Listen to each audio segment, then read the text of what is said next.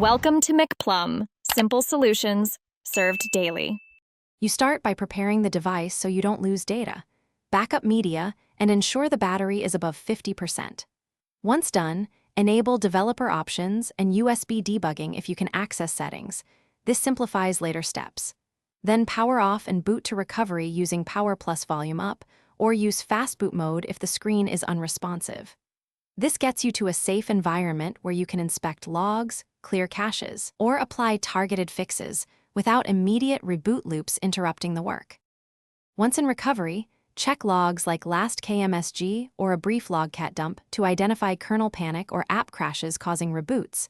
You're looking for repeated errors. Make a conservative fix first. Wipe the cache partition and Dalvik or ART cache. This often removes corrupted temporary files that trigger loops.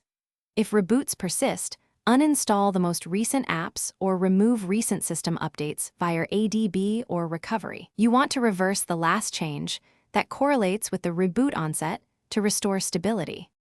If wiping caches and removing apps fails, you should reflash the stock ROM using MyFlash or FastBoot with the exact ROM for your model.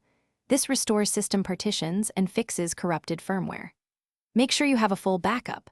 Otherwise, perform a factory reset as a last resort because it erases user data but often stops loops. Finally, test booting in safe mode to rule out third-party apps.